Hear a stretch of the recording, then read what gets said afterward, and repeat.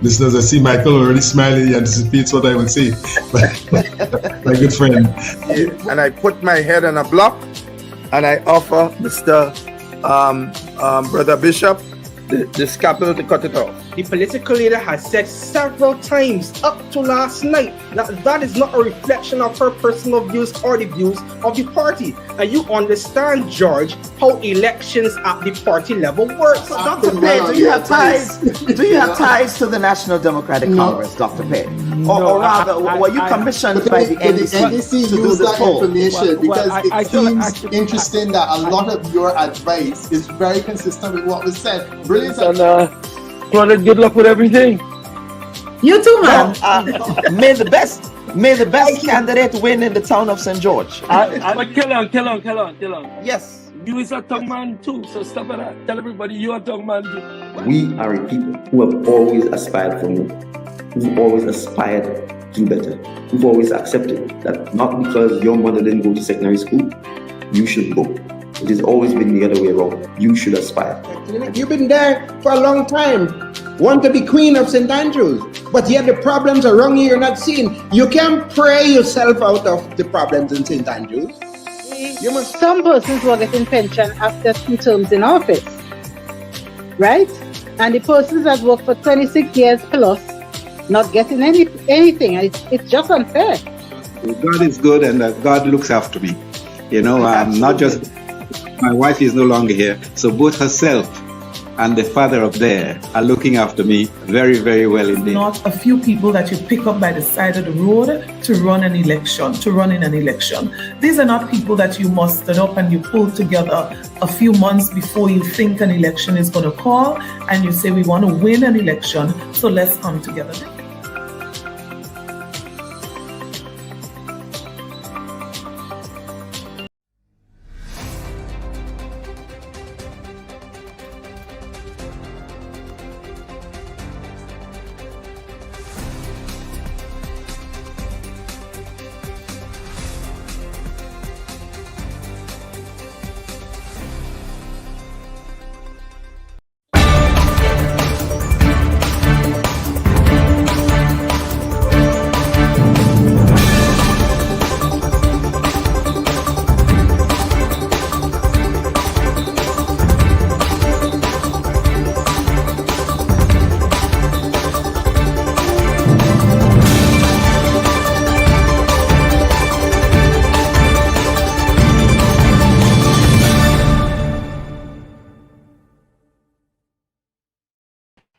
A pleasant good morning to our viewers and listeners, and we welcome you to this yet another Sunday edition of the Bub Report. We're happy that you can join us this week. Of course, we know that there was some football last evening, so some of you might still be getting out of bed to join us. But please, as you come into the room, make sure if you're watching us, of course, on social media, that you like and share this week's live stream. Now, we'll get immediately into the editorial.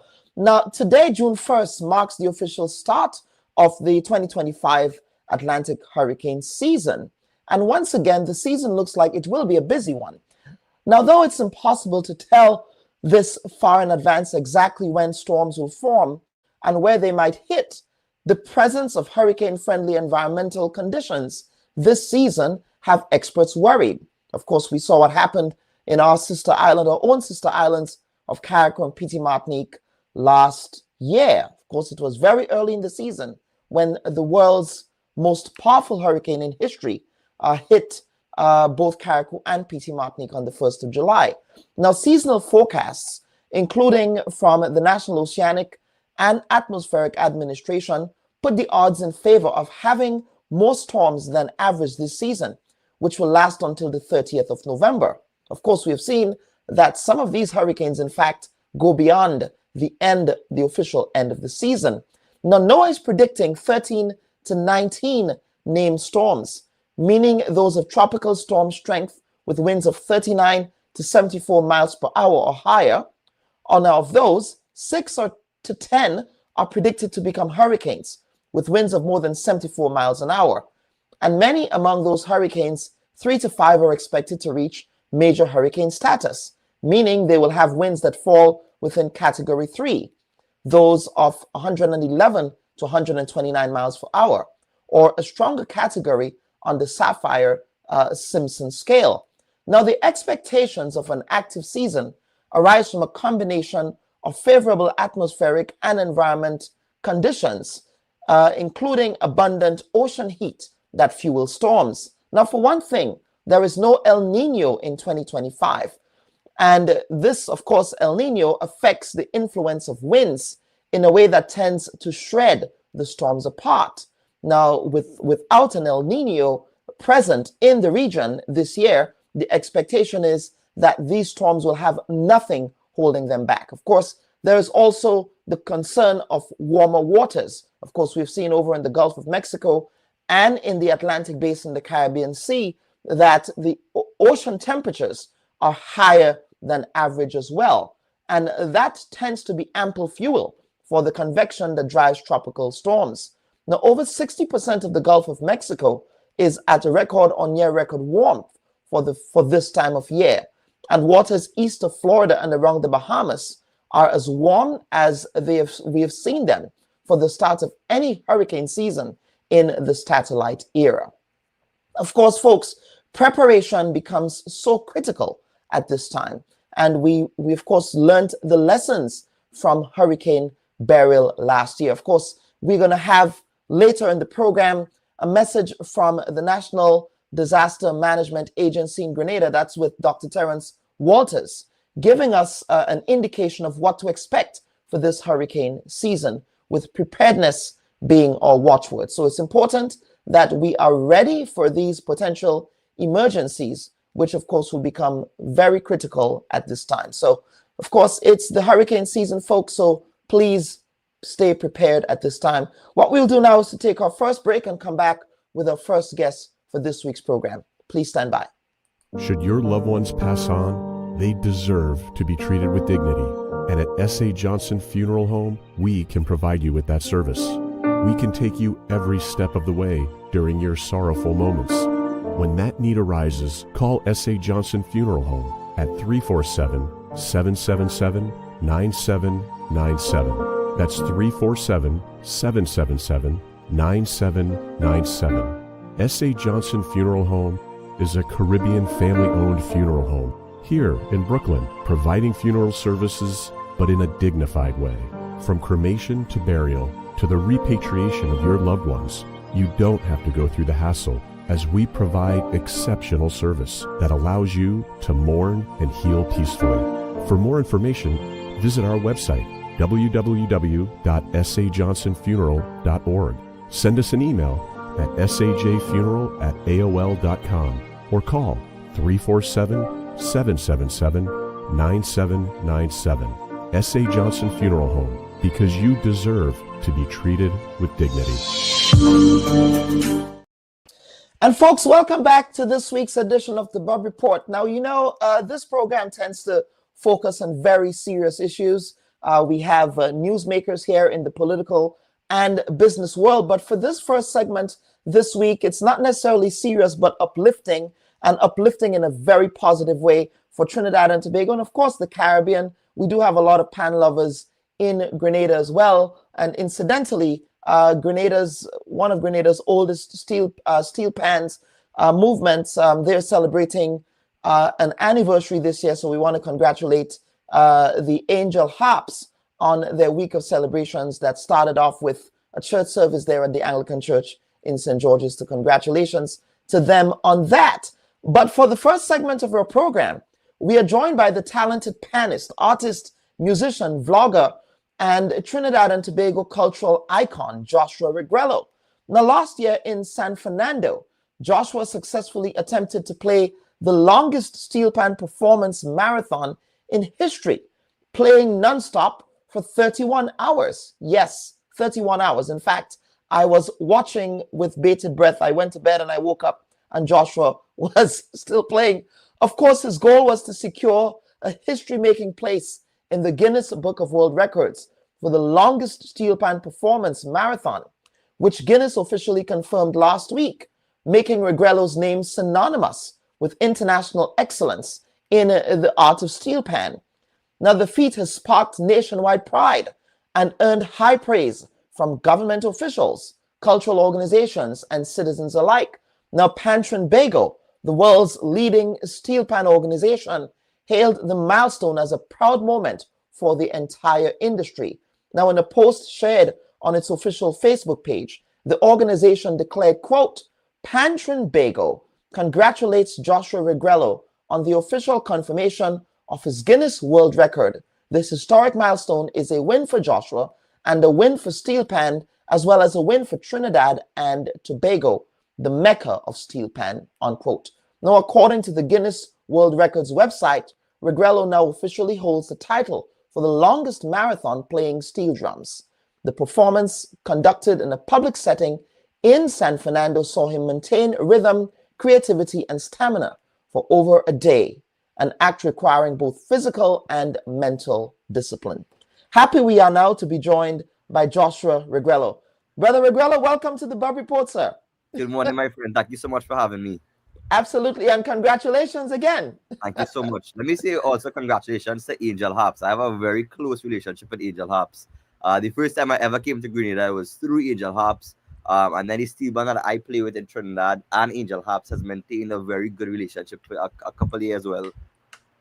Oh, that's really good. And in fact, your band came in third for this year's Panorama as well. Yeah, we did. I saw you at the front there as well. Yeah, sure, so, sure. Joshua, usually, you know, for first-time guests on this program, we usually have some icebreakers before we get into it. Some icebreaker questions. So let's go. What's the first concert you ever attended in Trinidad? Was it Panorama? Yeah, I mean, if we count Panorama as a concert, yes, because I played my first Panorama when I was like 8. You were 8? I've been in music and as a performer from since I was like 6. So I actually can't tell you what my first concert was. I don't remember. You don't remember at all? Okay. Now, if you could compete in the Olympics, which sport would you choose? Long distance running. Were you a long distance runner in high school? No, but in my mind, I am and I was. Okay, fair enough. Now, if you could switch places with one of your friends for a day, what would it be? As in what job? Yes. Whether None. a job or none. None. Never. You would not trade. Yeah, none. Yeah, I think that's why I chose music. I can't wake up early. I can't. You woke up early this morning though, so credit to you. This is 10 a.m. This is 10. Okay, fair enough. Fair enough. Fair enough. 8 a.m. You like me. The 9 to 5 doesn't jive with me at all either. Yeah, I am on creative. I am that midnight oil. I need to be up at night. Yeah, right. Now, if you could create one holiday in Trinidad and Tobago, what holiday would that be? A third carnival, a third day. So, you know, we have 2 days of carnival, a third day. So you want to play carnival on Ash Wednesday? Is that what you're saying? Oh. You're going to get in trouble with the church, you know. No. I'm very religious. I say we come back. We come back. So we pull it before. So Juve go be the Saturday. The Sunday go be the first. And then we have Monday and Tuesday. Okay. Start everything a little, you know. We pull everything back.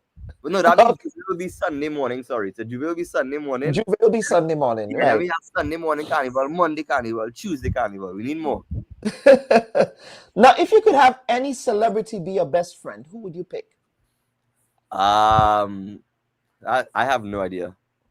No celebrity comes to mind. Brian Lara, Marshall. I mean, no, you know, I don't know. I don't know Roberts. people personally, so I can't say. I have a good circle of friends, you know. Well, that's important, you know. They said they say good friends are just as better as pocket money or something like that.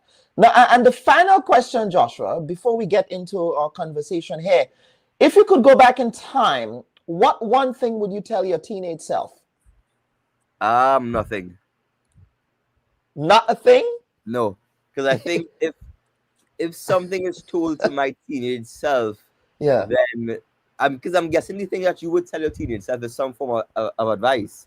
But that advice might change the trajectory of your life. So with that advice, you know, I might say, okay, there's this one mistake you're gonna make. Don't make that mistake. But if I didn't make that mistake, I wouldn't be the person I am today. Fair enough. Fair enough. I don't know if I want to live a life as someone else. I don't know if I want to experience what it would like if I didn't make those mistakes. I don't want to experience a different trajectory of my life. I'm enjoying this one. Fair enough. Now, Joshua, you are recently in Grenada. Yes. Tell us about that visit. I saw, I was following your social media, saw that you had a really, really great time. The people really took to you there. So tell us about your recent visit to Grenada. Yeah, no, that was so much of fun. That was the last time I was in Grenada. Before that, I think it was maybe like 2012. So it's been, actually, no, that's not true. I think I came back in 2015 to play Panorama. So it was a couple of years since I've been in Grenada, and I came recently to perform in Jefferson's concert. And it was real fun. And I think one of the best things, it just shows that with this record that we're talking about, it shows how regional, like how much regional support I got. Because from the moment I stepped in Grenada, there were so many people who knew about the record and were supporting me. Tell me that they were looking at it. Oh yeah, we were looking at it. I was looking at it. I went to sleep and I woke up and I went back to look at it again. And I'm so appreciative. But even we went to a waterfall, and at the waterfall, people were coming up to me and say, "Yo, we was watching you." And that just shows, the regional support, and that we can come together for moments like this. So it was a great time. I love Grenada, and I would like to come back soon. Yeah, absolutely. When you come back, you have to play jab, Yeah, for sure. You have to play jab. I played jab before, I've been to Carnival actually. Oh, you have? Okay, good. Yeah, good. I played in Panorama already in Grenada. I stayed in Guave. I played in Panacea for like a full month. I had a good time. Nice. Now, Joshua, we see a lot of the work that you do. Recently, there was a collaboration called Calypso. Yes. My producer was telling me about that. And of course, there were other collaborations that you did. But let's sort of peel off the layers a bit. At what point did you develop an interest in Pan? Was it also through Pan in schools? Because I know that Trinidad is very big on having Pan as part of the school's curriculum. Yeah, so for me, it was, I grew up in a pan yard. My father was a Steelpan captain, so this is all I know. I literally spent my childhood in a pan yard. So for me, pan is a natural progression. This is literally all I know, all I could think of. I went to school. I tried to do law in university, but my mind was just so much on pan that it didn't work out for me. So it was just always pan, really and truly.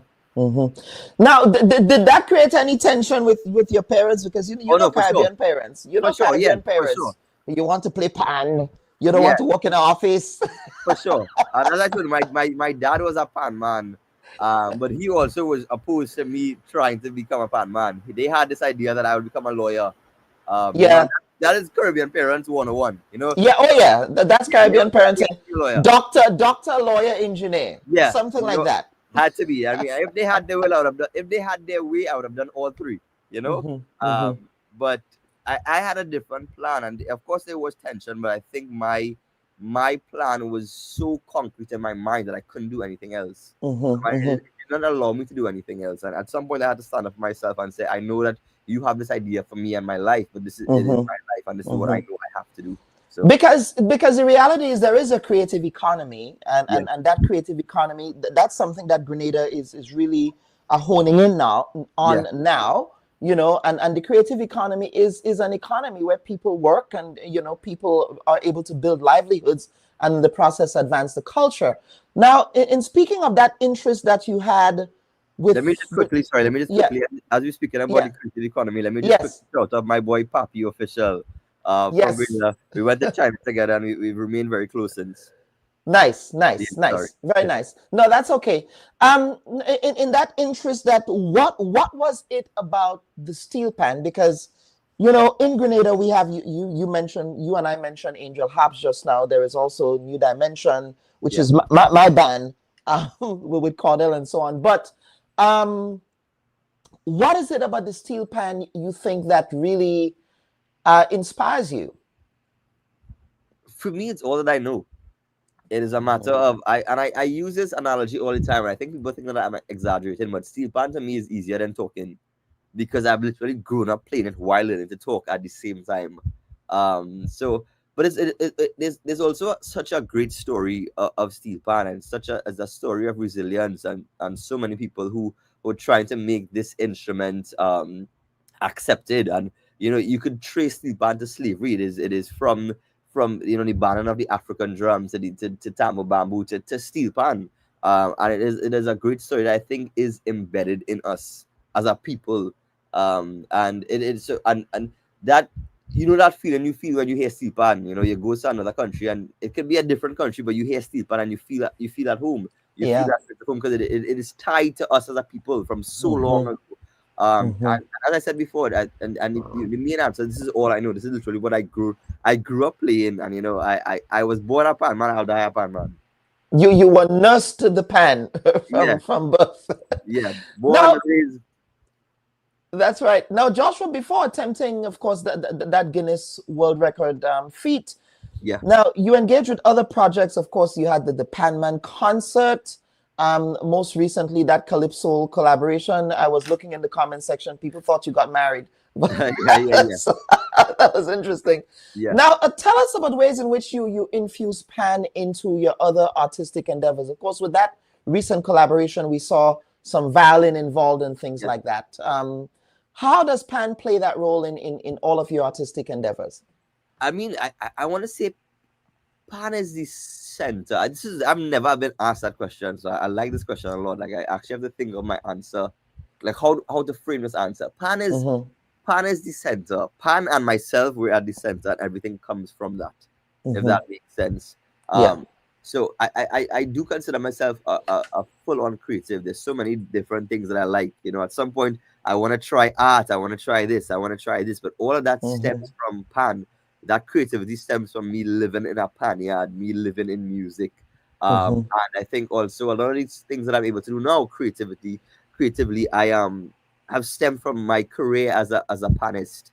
And it is great. It's given me a great platform to then pivot and try just different creative endeavors. So even that one collaboration you're talking about, it's a song that I did called Calypso, and it's a collaboration with myself and a violinist from Trinidad called Andre J. Donowa. But we did an entire music video that was Bridgerton themed. You know, when I heard the violin and the pan, it gave me that kind of classical feel, and I was like, let's go all out with it and let's kind of give it that Bridgerton vibe.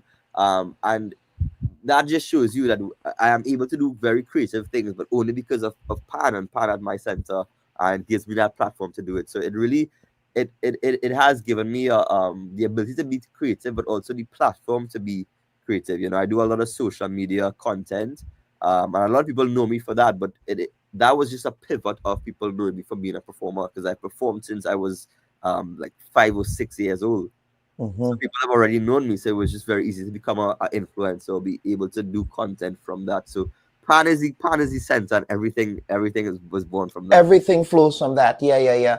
Now, I know for Grenada, Pan and youth positivity is so crucial. You know, in some Grenadian communities, you know, they tend to have negative stereotypes. For example, one of the communities that I come from in Grenada, Four Roads, you know, they say like Four Roads is like the equivalent to Laventille. Not as bad as Laventille, I wouldn't go that far, but you know, it's just one of those communities where that elicits sort of a negative reputation. But within that community is a Steelpan, which is, you know, the new dimension. And when we think of new dimension, we think of youth positivity. Now, this year, I believe you were named Express Panist of the Year. Express Youth of the Year. Express Youth of the Year, sorry. Youth of the Year, that's right. So can you talk about, you know, especially for young people and even parents, you know, getting young people, getting youth involved in Pan and so on. How does that create that sense of positivity for young people as a way to get out of, you know, trouble and remain on the straight and narrow? Yeah, I mean, I think this is a great question. And it's something that people talk about very often. Let me just first publicly say that I'm not going to publicly say that Laventille is a bad place. Let me just first say that. Right. Laventille is fair enough. And a lot of Grenadians live in Laventille too. Oh, really? Yeah. I mean, yeah, let's not get into the politics of it. And yeah. Pan was birthed in Laventille. You know, that's what we call the home place of Pan. And they have created one of the most legendary steel bands. And when you look at the history of Steelpan, it's a very violent history. You know, we're talking about Badjans who used to play Pan. There's a history of fighting and who get chopped and who get arrested. But these people were able to come together and not only play together, but create an instrument and create the only acoustic instrument of the 20th century, right? So that just shows you that there is positivity in it for people, not just even the youth, for everyone. We're talking about people that were able to create an instrument that to this day the world is marveled by. Our president actually said that she wants to use the panyard as a model for youths, and especially youths, troubled youths. And I think a lot of people didn't understand. But if you come from a pan background, you understand the benefits that pan teaches you. I mean, it is like sport, a lot of people equate sport to teaching you discipline, but pan teaches you discipline in a completely different way, because it teaches you discipline but also community discipline. We're talking about, you're talking about dimensions. You would have seen if you the entire village or the entire community coming together to practice night after night after night after night after night after night.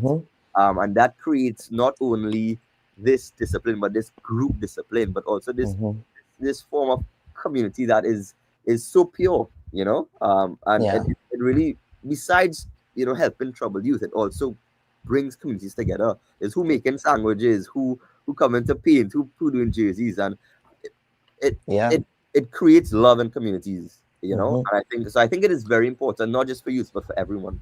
And yes, no, you're right, because in fact, in the lead up to Panorama, the community comes together every night. The community is by the Pan House.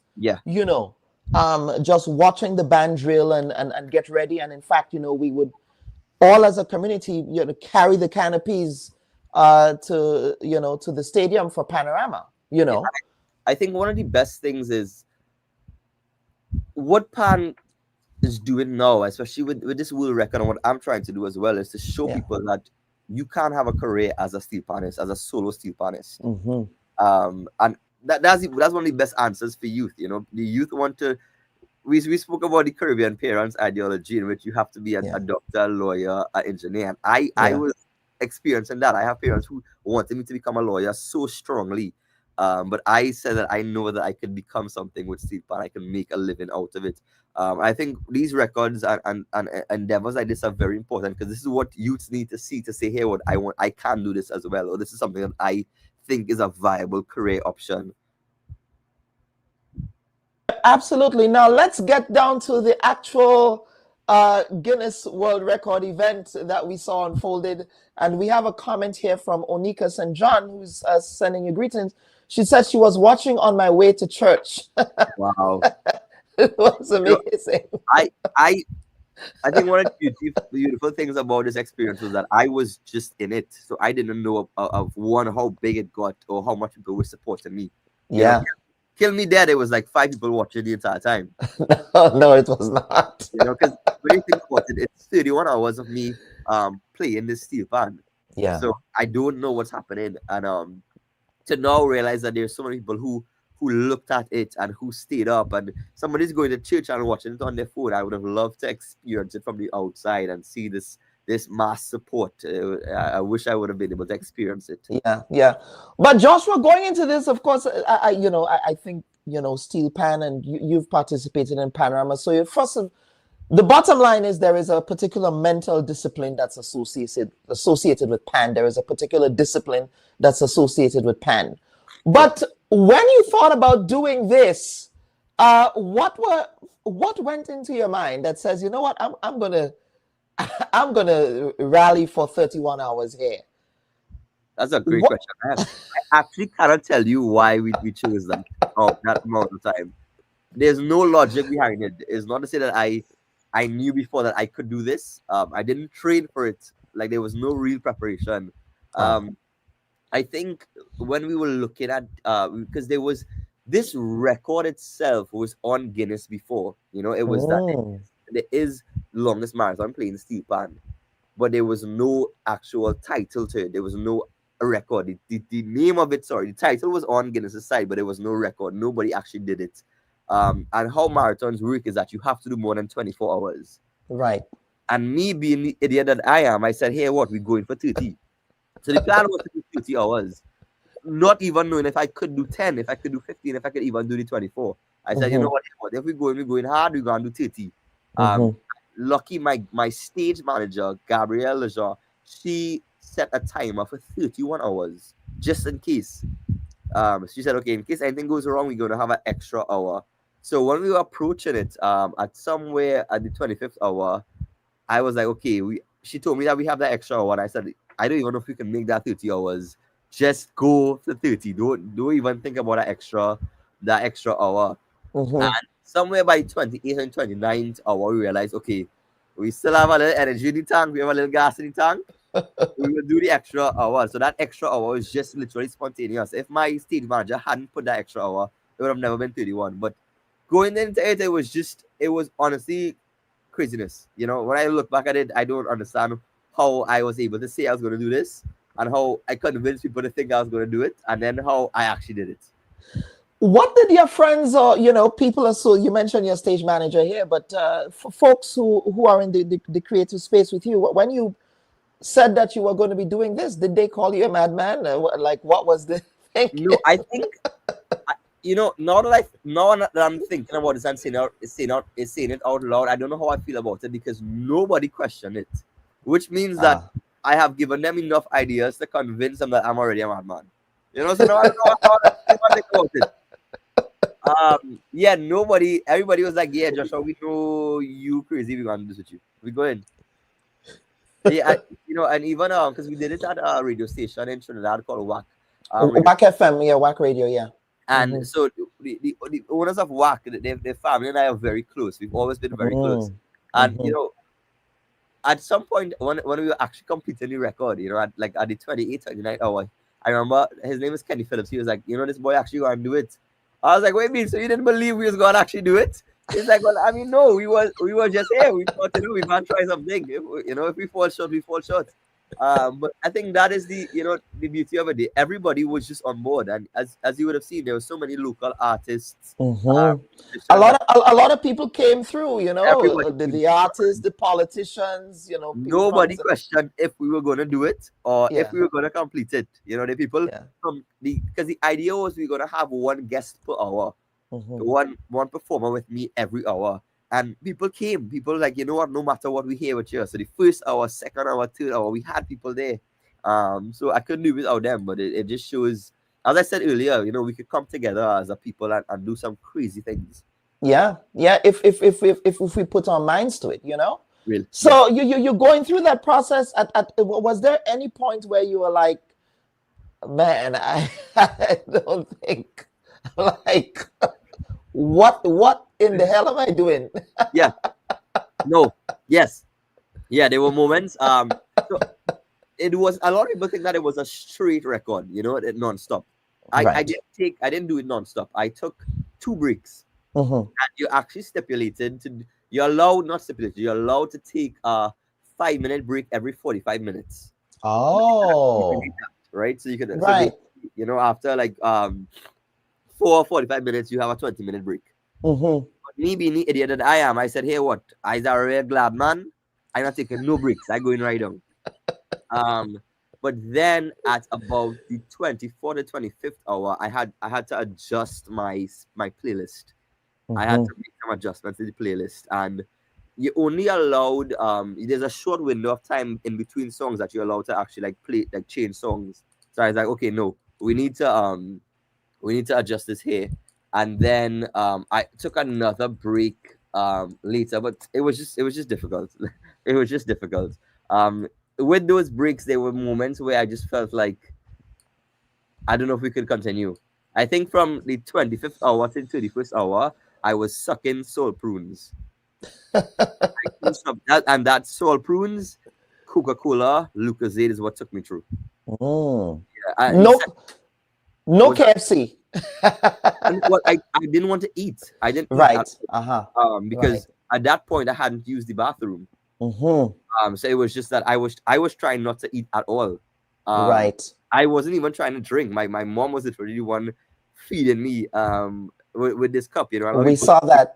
Yeah. A lot of people see that as this very cute moment, but I was angry the entire time because I was trying not to use the bathroom, and she's coming here. You need to drink, and I was like, "Mommy, please, I don't want to." Because if I stop, I don't think, because you remember I'm going on adrenaline. If I stop, I don't know how it's gonna how my body's gonna react. Recover from that. Yeah. Mm-hmm. I think it was there was the when we took the second break, which was about the 26th or the 27th hour, I really felt the exhaustion.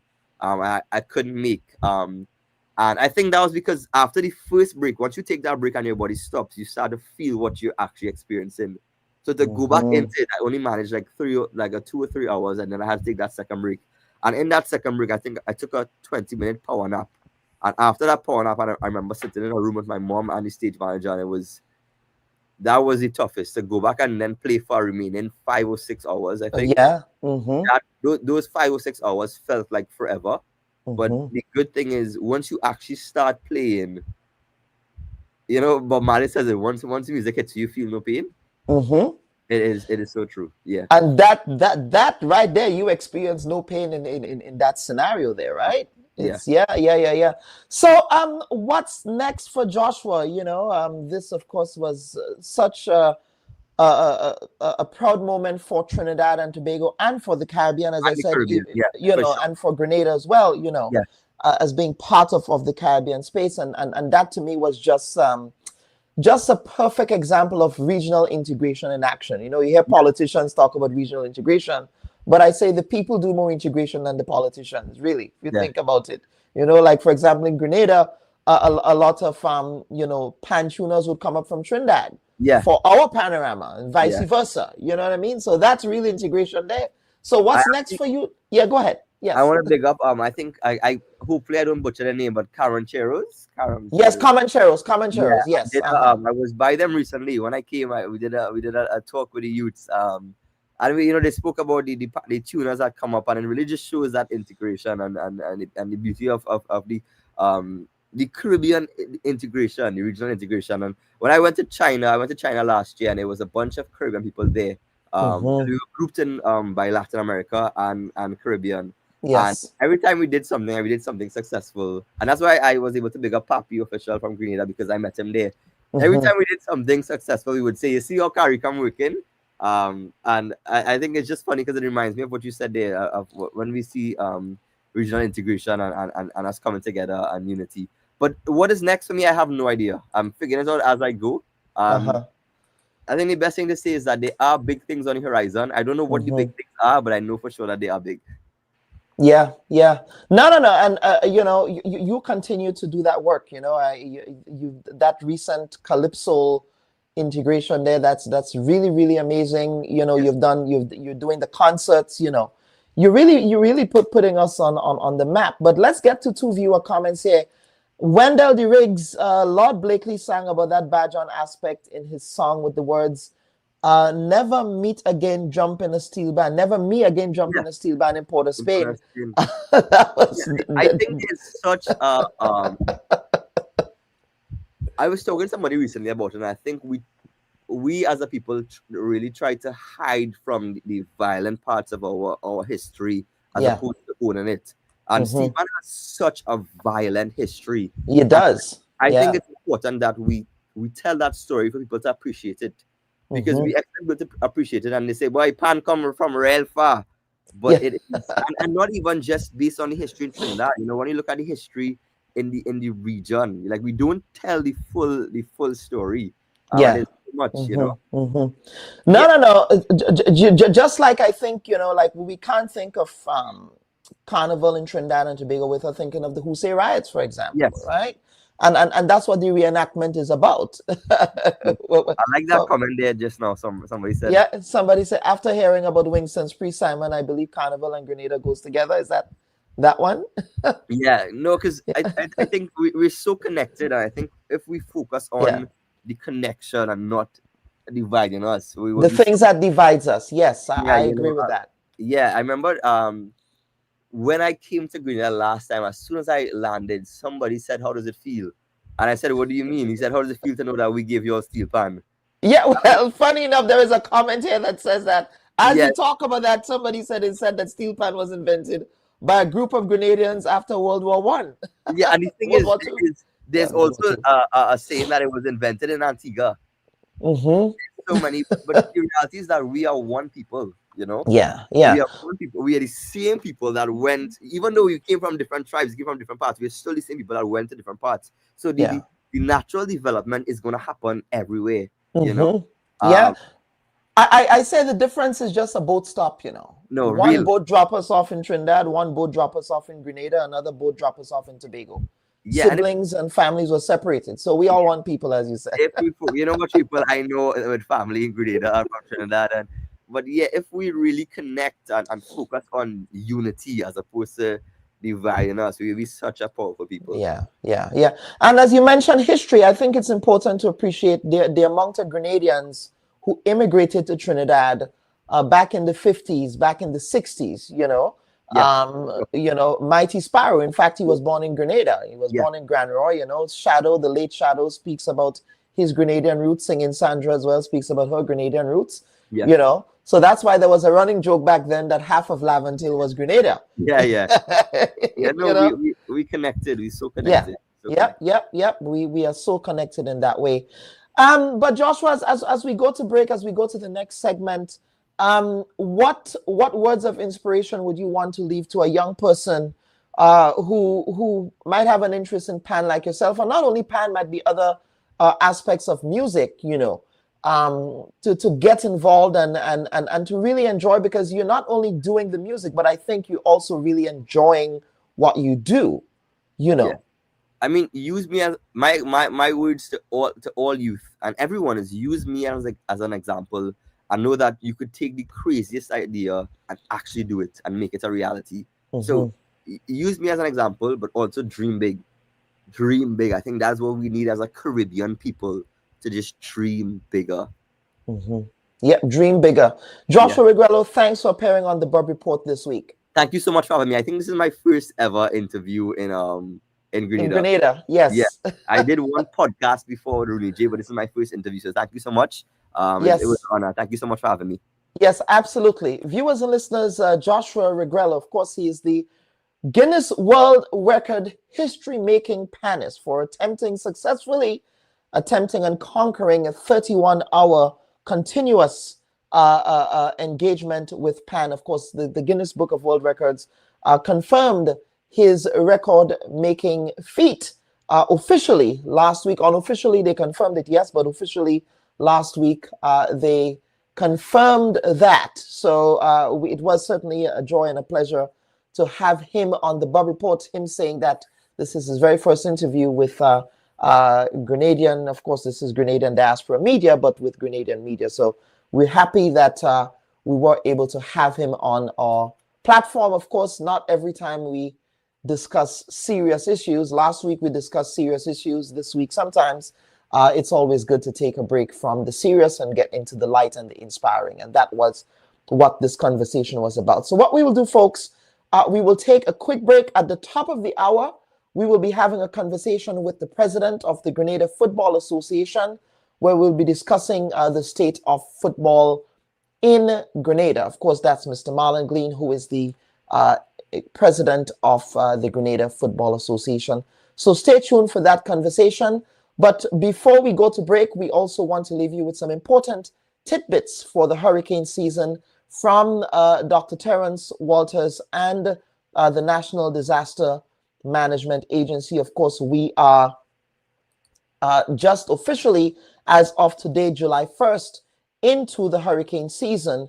And, you know, it's no longer conventional wisdom that the most intense period for hurricanes would be in September. As we saw last year, you know, the first hurricane, one of the first hurricanes really for the season, that's Hurricane Beryl, really did a number on northern Grenada, Carriacou, Petit Martinique, as well as the Grenadine Islands of St. Vincent and the Grenadines. So it's so critical that we appreciate that the traditional and conventional wisdom for hurricanes is no longer the case anymore.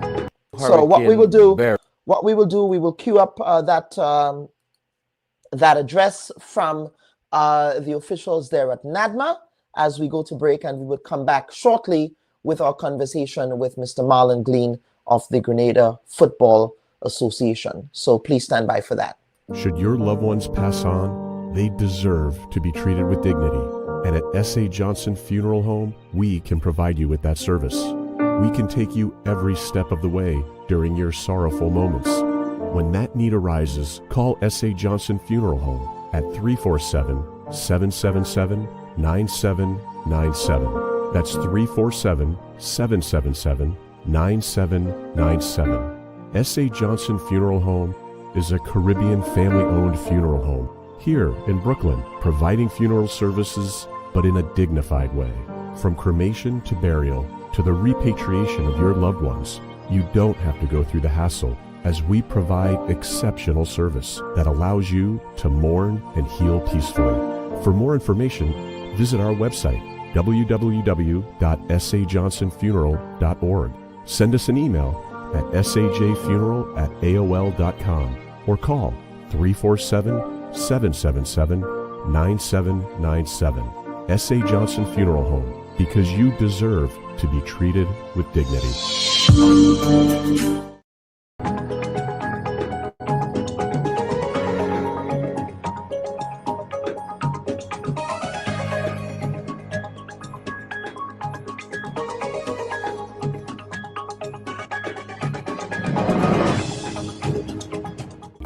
The National Disaster Management Agency takes this opportunity to address the nation on this occasion to mark the start of the 2025 Atlantic hurricane season from June 1st to November 30th, 2025. 11 months ago, on July 1st, 2024, Grenada was impacted by strong Category 4 Hurricane Beryl. The northern parishes of mainland Grenada, the islands of Carriacou and Petite Martinique, along with our neighbors in St. Vincent and the Grenadines, were devastated by Beryl.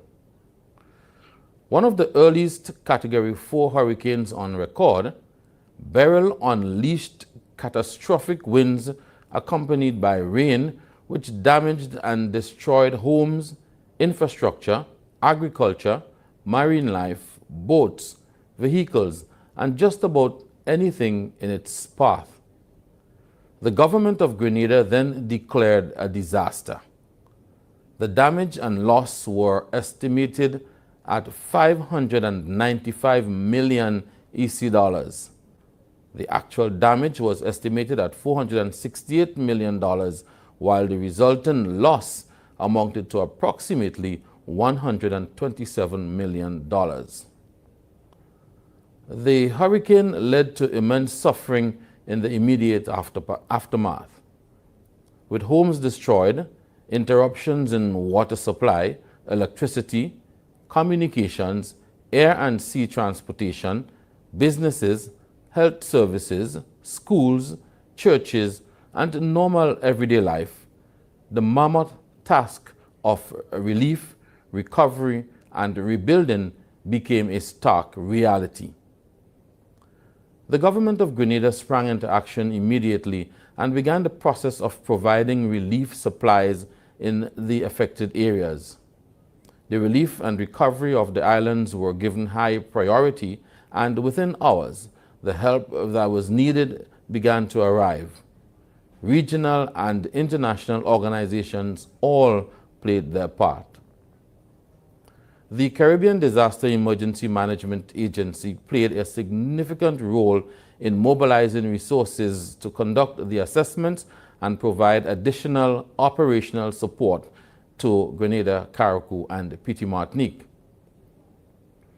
Special thanks to the many friendly countries, governments, organizations, support groups, NGOs, charitable groups, businesses, the diaspora, families, individuals, volunteers, and everyone who contributed to the successful relief and recovery operations.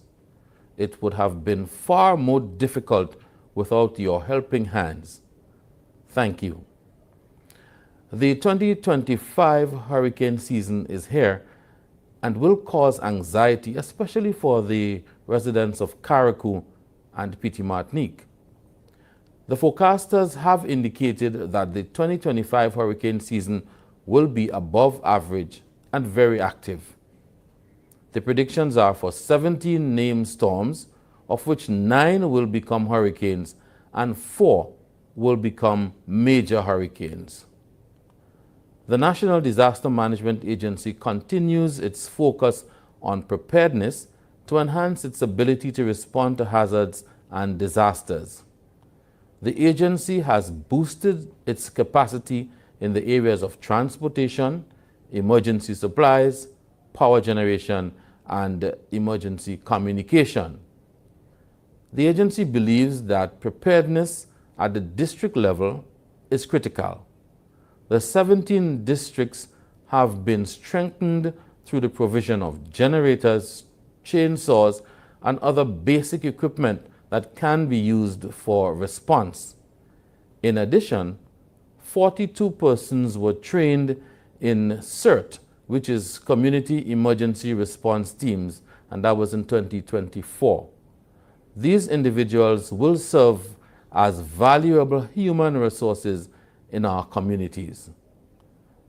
NADMA continues to collaborate with first responders and stakeholders. These include the Royal Grenada Police Force, including the Coast Guard, Ministry of Health, other ministries, Caritas, ADRA, Grenada Red Cross, St. George's University, the fuel companies, utility companies, private sector, statutory bodies, and all our volunteers across Grenada, Carriacou, and Petite Martinique. In addition, the agency collaborates with the Caribbean Disaster Emergency Management Agency, that's NADMA, and other regional and international organizations. While the agency focuses on preparedness at the district and community levels, it is important that families are prepared. Have your family disaster plan. Sit with your family and discuss your response to the hazards that can impact you. Disaster preparedness is a continuous process, and citizens need to be prepared for all hazards year-round and not only during the hurricane season. We live in a multi-hazard environment where more than one hazard can occur at any time and at the same time. A disaster supplies kit is critical for survival during emergencies or disasters. Your kit should include drinking water, non-perishable food, medication, a first aid kit, flashlight and batteries, solar-powered gadgets, cash, and other materials for children, the elderly, and persons with special needs. NADMA is the official source for all disaster-related information in Grenada. While information is available everywhere, we encourage everyone to listen to the authentic information from NADMA and the Meteorological Office. Please verify the information with these sources before sharing. Know where the nearest emergency shelter is located. The list of shelters is published each year, so make it a point to peruse the list and become familiar with the buildings. Disaster risk reduction is a process which requires the active participation of all citizens and all sectors of society. Laws, policies, plans, and procedures must be upheld and implemented for risks and vulnerabilities to be reduced. We must take action to mitigate the impacts of the natural hazards that will continue to become more frequent and more intense. As Grenada continues to enhance its preparedness for hazards, and in particular the 2025 hurricane season, the challenges of being a multi-island state are real. NADMA continues to focus on strengthening the areas that have been flagged in the after-action review, which was conducted after Hurricane Beryl. As we approach the 2025 hurricane season, the agency urges all citizens to take actions that can reduce risk, save lives, and protect property. Clean guttering, maintain drains, trim overhanging trees and branches, and remove or secure loose objects in your surroundings. You can also install hurricane straps to secure your roof. If there is a storm or hurricane, these actions can reduce the impacts on your property or that of others around you. We cannot prevent natural hazards, but we can all take actions to reduce the impacts of these hazards on our lives and properties. While we hope that there will be no impacts in 2025, let us continue our preparedness efforts at all levels to the best of our abilities. I thank you.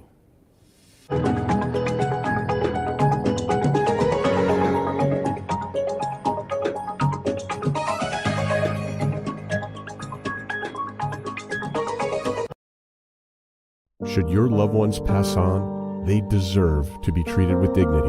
And at S.A. Johnson Funeral Home, we can provide you with that service. We can take you every step of the way during your sorrowful moments.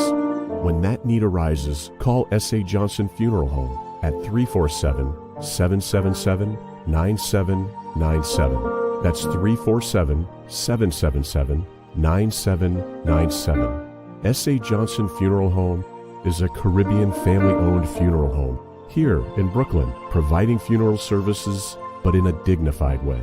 From cremation to burial to the repatriation of your loved ones, you don't have to go through the hassle, as we provide exceptional service that allows you to mourn and heal peacefully. For more information, visit our website, www.sajohnsonfuneral.org. Send us an email at sajfuneral@aol.com or call 347-777-9797. S.A. Johnson Funeral Home, because you deserve to be treated with dignity.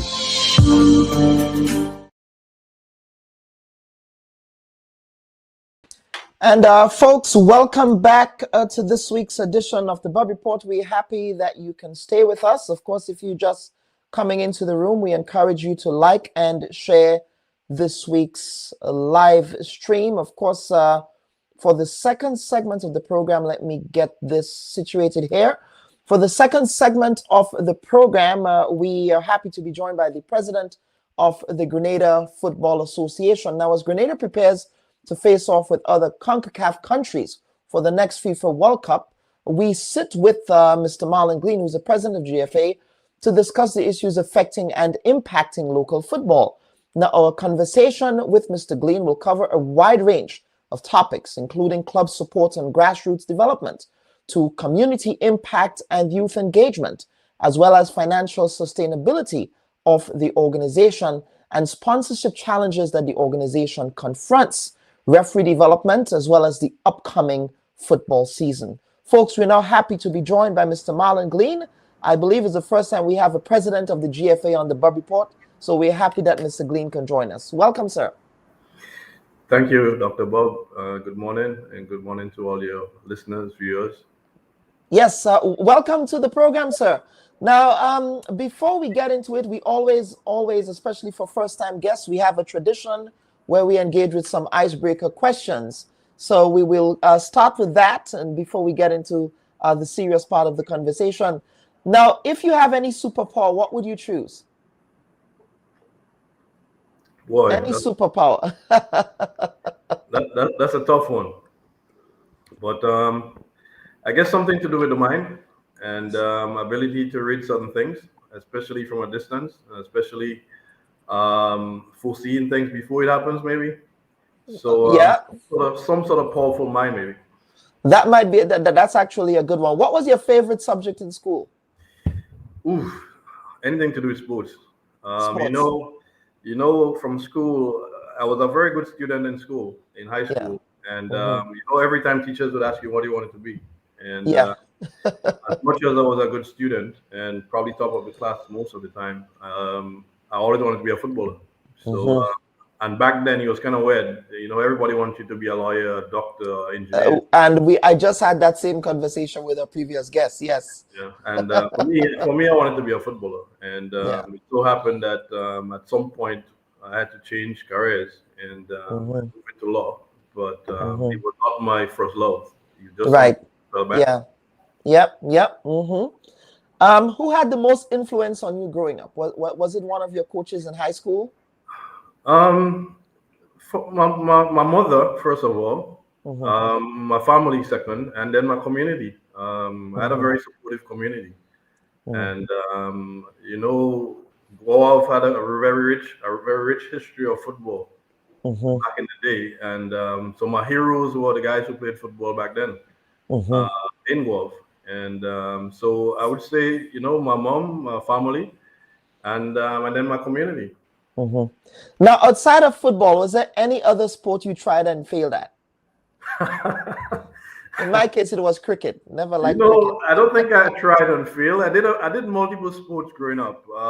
In school, you have to do. And I came from a small school in Guelph, St. Rose, and we had a very small group of students. So you had to multitask. You on one day you're playing football, the next day you're doing track and field, the next day you're doing basketball and everything else. I did a bit of everything, and I knew I was never going to excel in any of the others. But the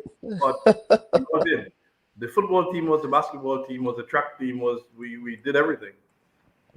Yeah.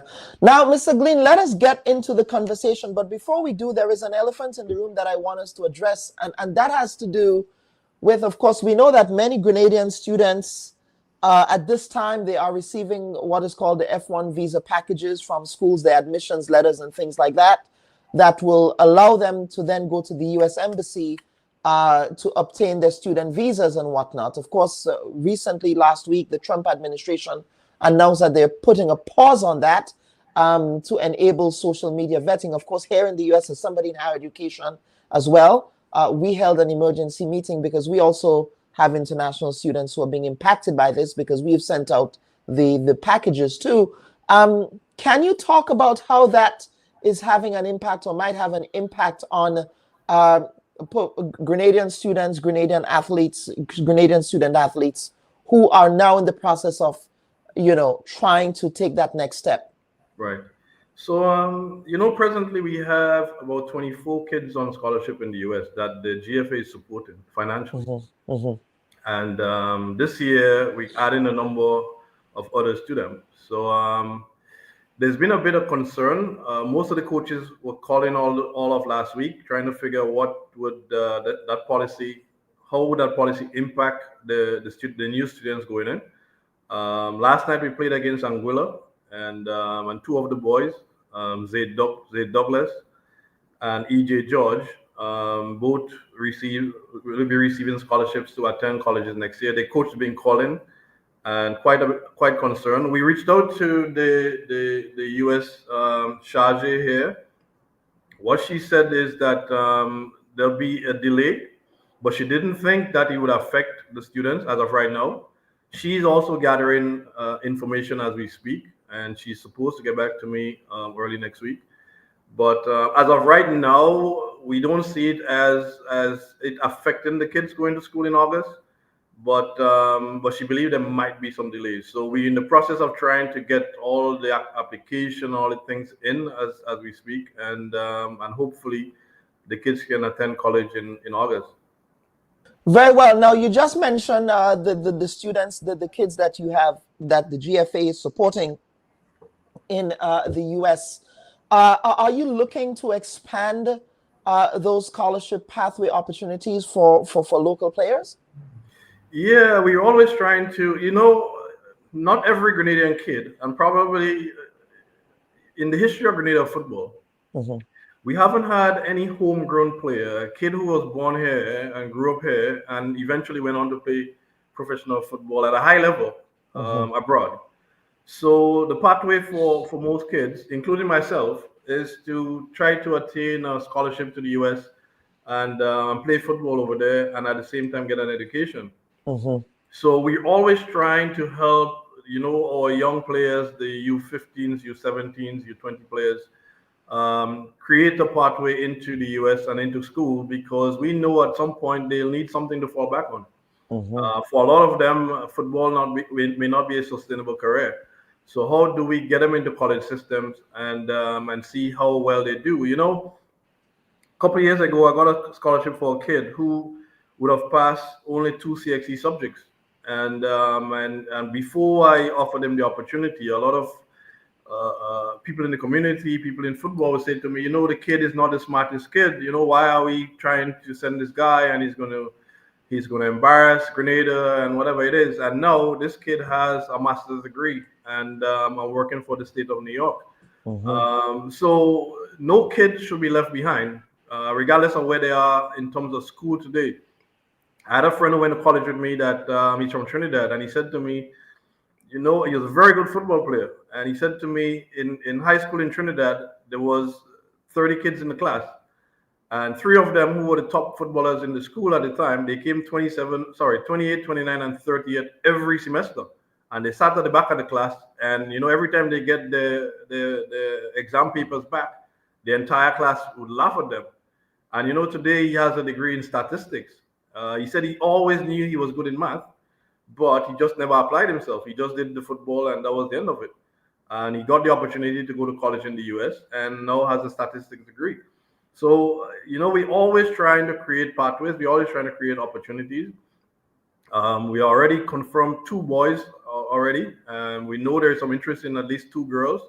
And we're still trying to work with coaches abroad in the US to see if we can get a few more before school starts in August. I'm glad you referenced, again, the measurement that we use. Again, it's our education systems really, I think, because especially around the whole CXC thing, I use myself as an example as well. I only graduated Presentation College with 6 subjects, maybe 5, right? And at the time, that was not the flex. The flex was, 10 and more. And in fact, I only had 1 grade 1. The others were grade 2s and grade 3s, right? Back then, hindsight is 2020 now, but back then, I thought I was a dunce, right? But of course, being everything that's what it is, that's just only one aspect of academic and professional development. You have people with different skill sets and people with different learning abilities as well. And, we have this sort of rote memorization learning thing in the Caribbean, which I think we really have to get out of, Yeah. And even with development, some of these kids develop faster than others. And sometimes it's about timing and about environment also.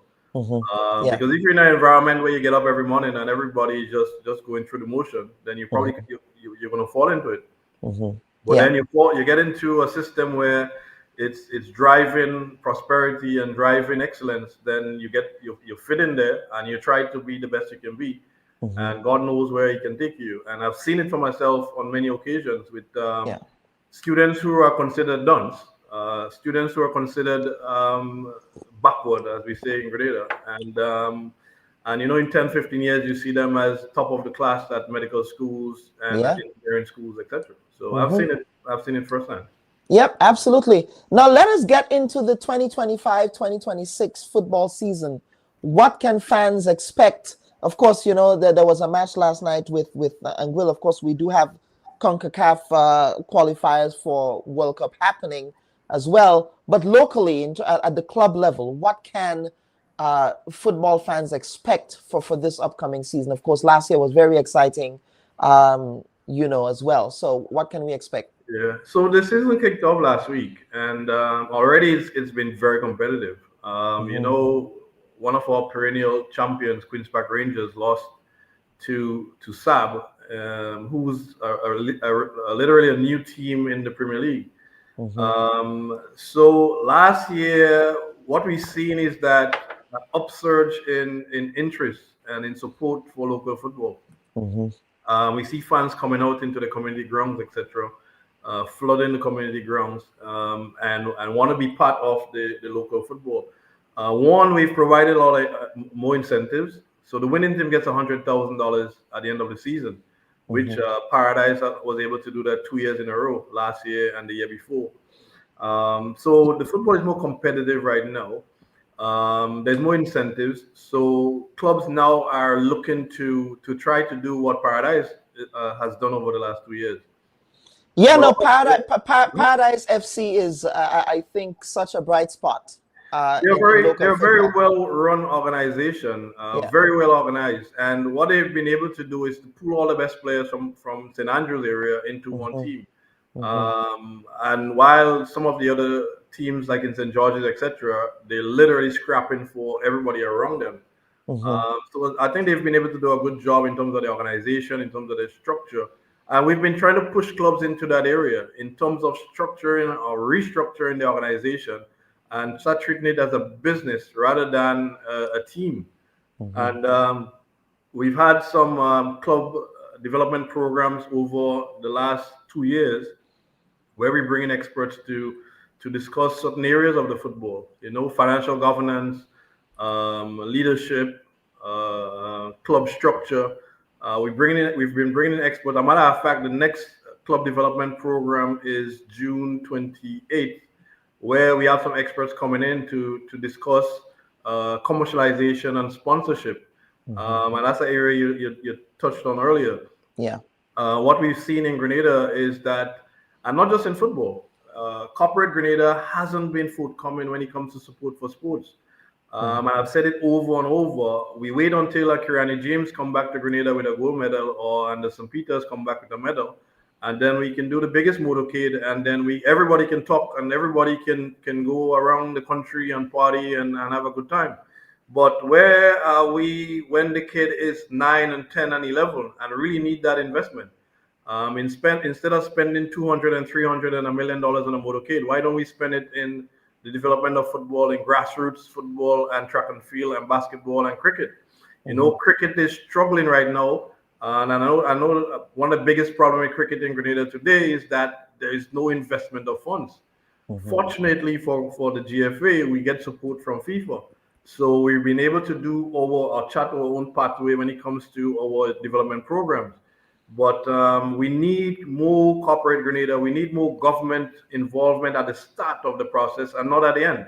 Don't wait until a kid gets lucky through the system and all of a sudden he wins a medal or he goes to play for Manchester United or Arsenal, and all of a sudden everybody remembers him as he's a Grenadian. Let's try to invest in these guys when they're 11 and 12 and 13 and we see potential in them. Let's try to invest now so that we can have, instead of having one Kirani James, we can have 50 Kirani James by now. Now, the counter argument on the question of corporate Grenada is, as you said, that they may say and government may say, well, you're receiving so much support from FIFA. In fact, last year, I believe you distributed close to 700,000, just a little over, to the 36 local clubs. Now, of course, and we can speak about the outcomes of that support from directly from the GFA. But let us talk now, let us dig deeper, if you will, on the whole question of corporate Grenada. How can corporate Grenada support at the club level? What do you hope to see that support look like, not only in the context of corporate Grenada, but from government as well? So let me first discuss that whole idea that, GFA is rich and GFA gets a lot of funding from FIFA. And as a result, they don't need any support or any funding. To play a game, presently Grenada has about 6 national teams in training. We have our U14 girls, we have our U15 boys, we have our U17 boys and girls, we have our women's team, and we have our men's team. Everybody's in competition this year. And one trip to a tournament, the travel alone, we were supposed to play in. A matter of fact, the women's team went to Bahamas last year or the year before, and it cost us about $100,000 for a flight to the Bahamas for 30 people. We couldn't find a commercial route to Bahamas, so we had to charter a flight, and that is just airfare alone, $100,000. On top of that, we still have to pay for accommodation and meals. And then in the case of the senior teams, the women and men, we still pay a stipend to all the players. So a trip or a game, like right now we played Anguilla last night, and we play Bahamas on Wednesday, and then we go to St. Kitts to play St. Kitts the following Monday. And these 3 matches, the kids have to be in a hotel that entire period, probably 14 days, 13 days or so. The travel to St. Kitts, the hotel in Grenada. You know, the team is at Royalton right now, and Royalton, because we got the best rate from Royalton in an all-inclusive package deal, because we have to do breakfast, lunch, dinner for the players. And I'm certain that 13 days is going to cost us maybe easily about $300,000 US or so. So there goes, 800,000 EC dollars in 1 week. So yes, we get in funds, but we always spending. The coaches, we have our teams training year round. All the coaches, and each team has about 6 coaches. All of them are paid during the year. So it costs a lot to run the football association, because we always in competition. We have matches throughout the entire year. And once we spend, and we have that argument with CONCACAF and FIFA all the time, because of travel in the region, most of the funds that should be going into development is now going into travel. And the people who are benefiting most from FIFA funds in the Caribbean is the airline companies, the hotels. These are the people benefiting most, because we spent about $1 million US on air travel alone within the last 12 months or so. So that is where all the funds is going. So we need funds for support in terms of the development, grassroots, youth competitions. Everything is being funded by the GFA. Now, we know corporate Grenada is always looking for some sort of benefit for themselves. But how do we invest in our young people? I think, there's first the corporate responsibility that comes with being a company in Grenada. But at the same time, we know that they can get a lot of mileage from being involved in a grassroots program that has 3,000, 4,000 kids every Saturday wearing your shirt around Grenada. I see corporate Grenada put money into some programs sometimes, and I wonder why they don't put the same in sports, and not just football. Whether it's track and field, Grenada is a big track and field country, but track and field in itself struggles to get support in terms of funding from corporate Grenada. So how do we get more support from corporate Grenada for sports? And I'm not just here to advocate for football, because cricket needs it, and track and field needs it, and volleyball needs it. So we need to do much more to help our young people, because if we invest in our young people now, we don't just get superstars and we don't just get winning national teams, but what we get is good corporate citizens. We get young people on the right path into the adult stage as proper individuals of good character, and then we have a better country. Absolutely. Now, Mr. Glean, let us go back to talk about the football season. And of course, international friendlies, we saw some of that last year as well. I suspect we'll be seeing some of that this year, of course, notwithstanding the challenges with the tensions of the grounds and all of that, which we'll get into. But making sure that the grounds are prepared for international games, that is. But what international teams might we be seeing for this upcoming season, competing with Grenada, as of course Grenada gets into that CONCACAF phase of things? So we have 2 World Cup qualifying games coming up. We have Bahamas and Grenada on Wednesday, and then the following Monday we're in St. Kitts. If we win both games, that puts us on 7 points. And we're in a good position to get into the second round of World Cup qualifying, which is the final round before you get into the actual World Cup. Between Grenada, Trinidad, and St. Kitts, all 3 of us has a chance mathematically to get in. But we have to win our 2 games, and hopefully, Trinidad is going to Costa Rica. We know Costa Rica is a very good team. Hopefully they lose in Costa Rica. St. Kitts is going to Trinidad. Hopefully maybe they get a draw down there. So there are a lot of factors that will determine whether we go to the next round or not. So that's for World Cup qualifying. If we qualify, then we'll be playing games later on in the year in November with some of the bigger teams, Panama, Honduras, etc. But outside of that, we've been talking to a number of teams about friendly international matches. Malta, Albania, Lithuania. A matter of fact, we've recently been speaking with Bahrain, China. So there's a lot of teams we've been speaking with. And Kelon, these teams came about we took the bold step a couple months ago and played a game against Russia in Moscow. And I know there was a debate, should Grenada play Russia because of what's happening with the war and the politics, etc. And as I said to individuals, twofold, we're not a political organization. We are a sports team.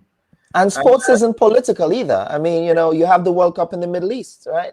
Exactly. Yeah. But also, Russia is playing everybody else in the world. Right before us, they played Guatemala, they played Cuba, they played one of the African teams. In June, they play against Ghana, who's one of the biggest teams in the world. So teams are playing them. The first thing we did was call FIFA and make sure that FIFA was okay with us playing. As a matter of fact, FIFA was side by side with us, helping us get the game in Russia in terms of making sure everything was organized, the reception there, etc. But additionally, we spoke with our government to make sure that we were cleared to, we didn't want to play a game against Russia, and government of Grenada has a strong position against Russia. Once we got all the clearance from FIFA, CONCACAF, government of Grenada, we went ahead to try to play a game because Russia is ranked 34 in the world. Grenada is ranked 174, and as I said to people, we may never ever get the opportunity to play against another team that's ranked in the top 50 of the world. And we went, and shockingly, we got there, and in Moscow there was no appearance of any war. Life is normal. The red carpet was rolled out. Just like they did for every team that came there before, and that they'll do for every team that came there. We had a packed Moscow stadium with the entire Moscow stadium shouting Grenada. We had a massive flag on the pitch at the time, and we were treated like we were the local team, like we were the home team, and we played a good game. We went to Moscow with only 2 players playing abroad, everybody else local. And played in temperatures of 24 degrees Fahrenheit and snowing through the entire game, and we were able to play Russia a very competitive game. We lost 5-0 in the end. 3 goals came in easily after about 40 minutes or so, and then we got 2 more in the second half. But we were so competitive that after the game, the entire home fans were cheering for us. Every boy that went there had a mic in front of them doing interviews and feeling like they were playing in the World Cup. And after that, the floodgates happened. And now everybody we're talking to wants to play us. Teams that we never heard of are trying to figure if it's okay to play us in September, October, November this year. So there's a possibility we'll be playing a lot of games in Europe, in Asia, in the Middle East. We've been having a lot of conversation with teams, just making sure that we have a proper agreement in place so that we can take advantage of, Grenada, if we want to develop the football, we cannot continue to compete in the Windward Islands and the OACS and the Caribbean. We have to go beyond that. If we want to be taken seriously, we have to play some of the teams that are known for football around the world. And we've got a taste of it from playing against a proper Russia team. So now we need to figure how do we play teams in Europe. As I said, we're talking to Albania about a game in September. We're talking to Malta about a game sometime later on this year. Bahrain, hopefully we can get a game against Bahrain, UAE, for a game in Dubai. And that's the teams we've been discussing. We've been having ongoing conversations over the last couple of weeks about setting up matches with these teams. Now, a lot of these games, of course, they're not only being held in those host countries, but I suspect Grenada would also have to host some of these matches. Now, one of the challenges I know that that the GFA continues to have with FIFA has to do with the Karani James Athletic Stadium and hosting international matches there, because of course the pitch has to be up to a particular quality, and if it's not, then you all are fined. Of course, there is that tension between football. Of course, the stadium there is a multi-purpose facility, so that it's not only used for football, but it also has to be used for other cultural activities and whatnot. So can you talk about those challenges you've been having with with hosting matches locally where the ground is not up to that particular standard? And when the ground is not up to that particular standard, we know that FIFA comes in with certain penalties and fines. Then what happens there? And is that an issue that you've been speaking to central government about resolving long term? And where are you with those conversations? It's a continuing issue. Almost every time we have a game in Grenada, we're literally holding our breath to see if the pitch will be recovered in time for the match. Sometime early last year, we were fined $10,000 by CONCACAF for a field that they deemed unacceptable. We had another match again against Costa Rica. Again, it was deemed unacceptable, and we were expecting a hefty fine or even a ban. Fortunately, CONCACAF gave us a stern warning and promised that if we ever got to that position again, the penalties were going to be hefty. Even this time, in preparing for these games, up until 3 weeks ago, the field were in a very, very poor condition. I must say that the Stadium Authority did a good job in terms of bringing it back. It's playable. It looks okay. Is it at the standard we needed at? No. Are we going to be fine? I don't think so. I think it's going to be accepted, but it's still not where it needs to be for a international standard pitch. So every game we have in Grenada is a battle. A matter of fact, CONCACAF asks us from time to time to host competitions, and I'm very concerned and I'm very scared to even volunteer to host competitions because we know that on any given day the pitch may not be ready. Last year we got offered to host the Caribbean Clubs Championship with 20 teams of about 30 players coming to Grenada to play in a club championship. Paradise was going to be representing Grenada in that competition, and right before it was a Caribbean tournament, right before they came in to do the visit, to do the site inspection, etc., we were told that the stadium will be shut down from July until end of Carnival, and we had to pull out of hosting that competition. So they took it to Curacao. But it's a battle we've been having for the last couple of years. I understand the stadium's position that they have to make money. We pay a hefty sum we pay to get the stadium for an international match. We pay about $26,000 every time we have a match. A friendly like last night, where we only took part of the stadium, we only took the main stand. We paid about $15,000 for the game. And as I say over and over, this is not a GFA team. This is Grenada national team. So when we pay these $26,000 every time we have a home game, how do we put money back into development of football? And I know they have to, maintain the facility and pay for the lights, etc.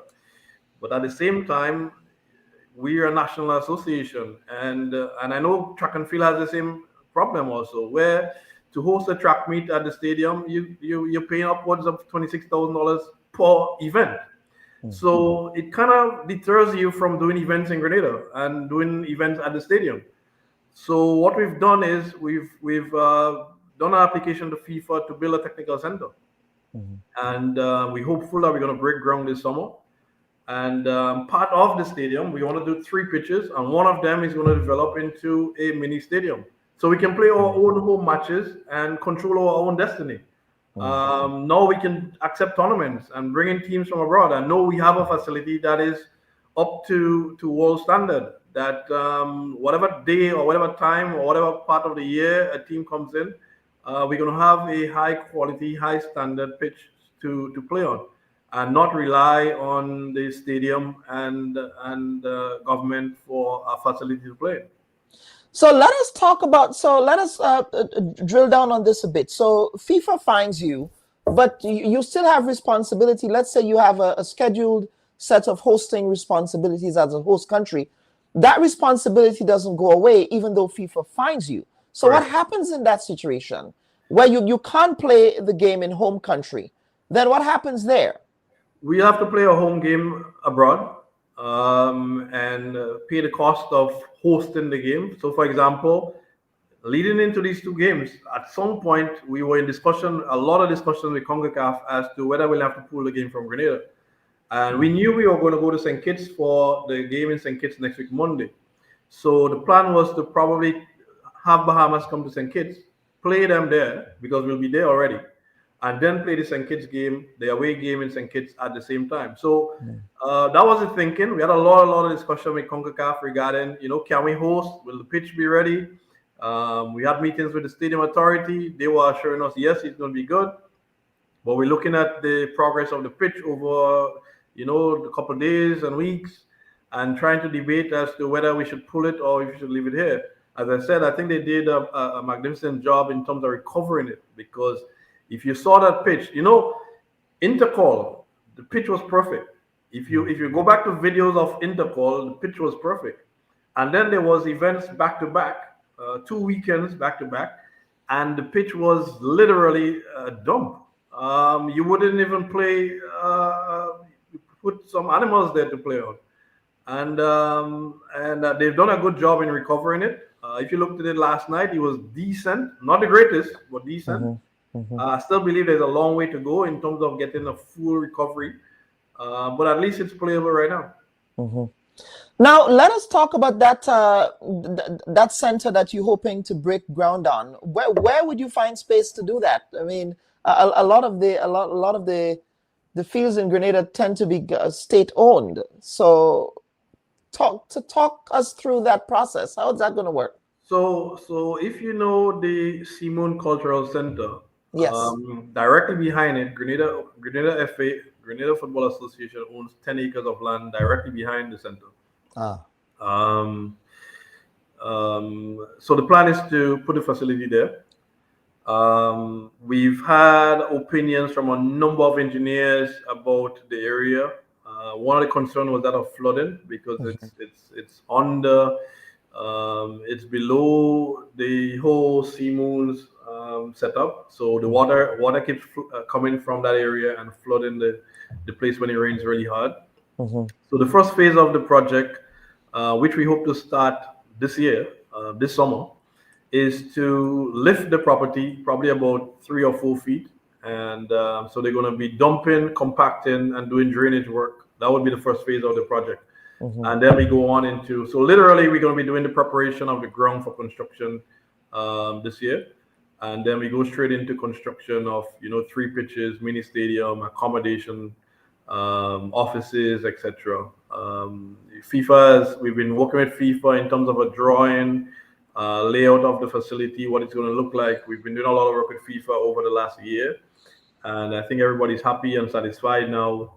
We've just been waiting over the last couple of weeks for some quotes from some companies, some project proposals, and we're going to pick one and move on with that one very soon. Let's get to some viewer comments here, and this will tee into the next part of this conversation here.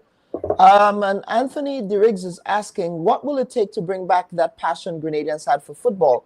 I refer to the fervor that once existed when Hurricanes met St. John's, Old Trafford's and Springs football that drew crowds. If we're honest about football in Grenada, from the 70s, 80s, even the early 90s, football has dropped significantly, So no longer do we have the star players, the competitive players like we had in the 70s, 80s.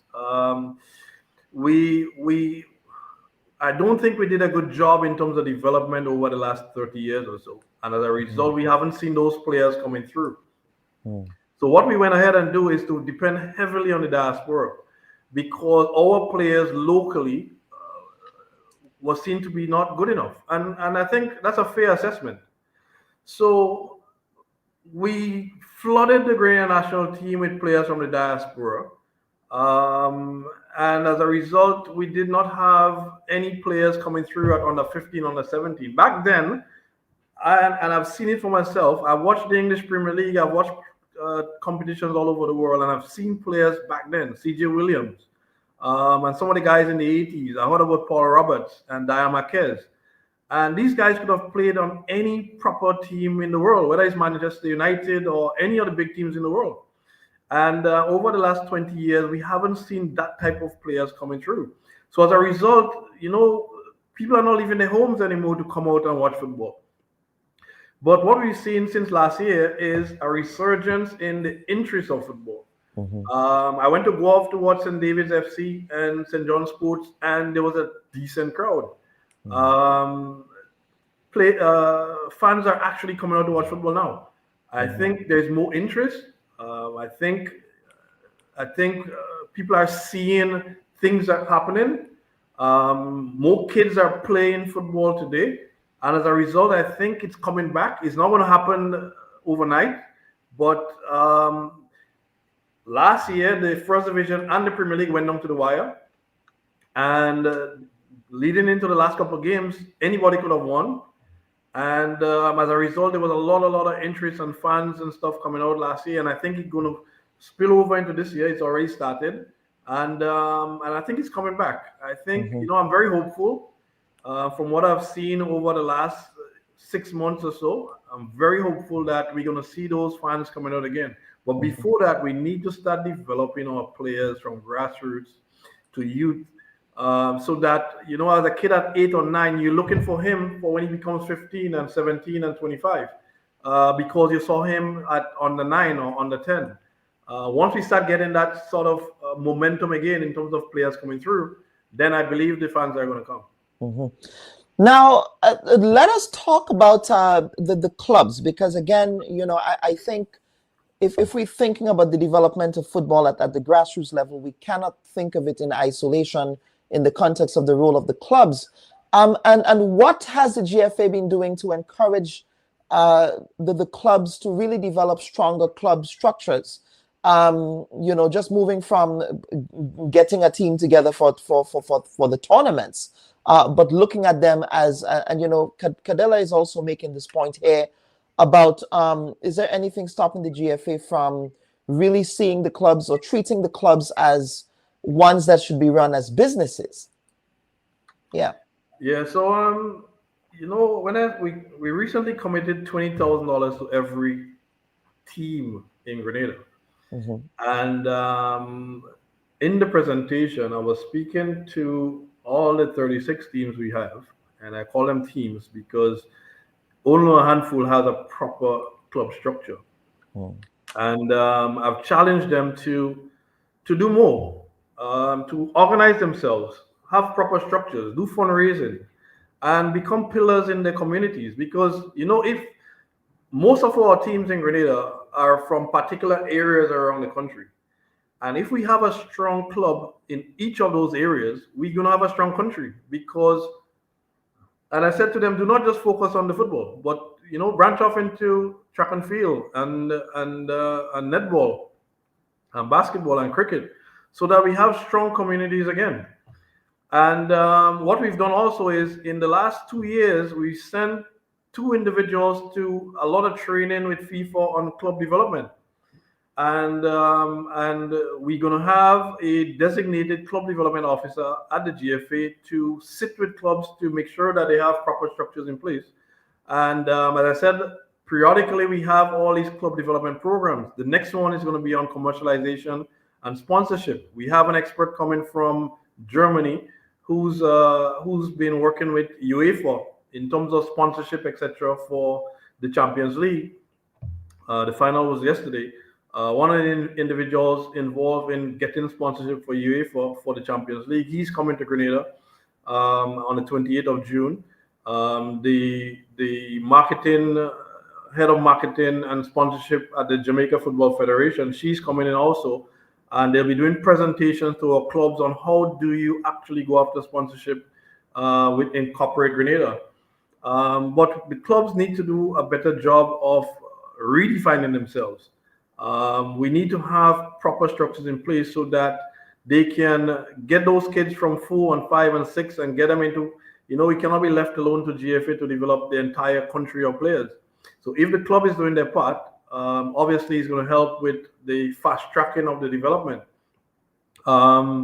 But a lot needs to go into that, and we've been focusing on. We've been in a lot of workshops with the club presidents, but more so now we need to have individualized attention being placed on those clubs in terms of GFA staff sitting with the clubs to make sure that they have proper structures in place so that they can have proper functioning clubs around the country. As I said, every club in Grenada represents a particular community in Grenada, whether you're Paradise or St. John Sports in Guelph or Hurricane in Victoria, you're literally serving a community. So if we can have a proper functioning club in that community, we know what it can do for young people. And if every community gets to a level where they're operating at a very high standard, we know that our young people are going to be in safe hands. Absolutely. Now, Mr. Glean, let's go on to GFA governance. Of course, we know that you are in the middle of your presidency, shall we say? And of course, the GFA Football Association presidents always come under scrutiny, right? First and foremost, sir, how would you assess your presidency, first and foremost? And the second part of that question is, let us talk about governance, GFA governance, and what that looks like in terms of ensuring that you're meeting those transparency benchmarks that FIFA requires. So it's twofold. I've been president for the last 3 years. June this year makes it 3 years, actually. Yeah. And it's a 4-year term, so we still have one more year to go. I think we've done a lot. From grassroots to national teams to youth development to sponsorship, etc. I think we've done a lot. Can I sit here and say that I'm satisfied with football in Grenada today? No. I think we've come a long way, but we have a very, very, very, very long way to go. Grenada was 88 in the world, somewhere around 2009 or so. And today, Grenada is 174 in the world. I think it's unacceptable. And it's unacceptable because Grenada is a football country. And we know of all the greats that came in the 60s and 70s and 80s. And to sit here now and say, Grenada is 14th in the Caribbean. Grenada was once top 2, top 3 in a number of years. And now we're 14th in the Caribbean. I think it's unacceptable. So am I satisfied with the standard of football? No, I think we have a long way to go. But what we've been able to do is to do the small things. As I said, we've had a grassroots program. We've increased the incentives for the clubs in the Premier League. So now the winning team gets 100,000. The second team gets 60,000. The third team gets 40,000. And then 20,000, and then everybody else in the Premier League, if you come 5th, 6th, 7th, 8th, 9th, 10th, you get $10,000 for participating in the Premier League. I think it's an achievement to be in the Premier League and an incentive to get to the Premier League. So we've been paying out, over $400,000 in the Premier League alone. We had this last year. We had a proper women's league run for over 6 months with 12 teams. And that boiled down to a proper playoff in the end. It's the first time we had a full organized women's league for lasting over 6 months, with 12 teams participated. And obviously that'll help with the development of our women's team as we go forward, our national team. We are about to revive the primary school football. We believe that's a pillar of the development stage that's been missing for years. When I was growing up, primary school football had a final with, 2,000, 3,000 people watching primary school football finals. Today, and for the last 10, 15 years or so, we hadn't had any primary school football.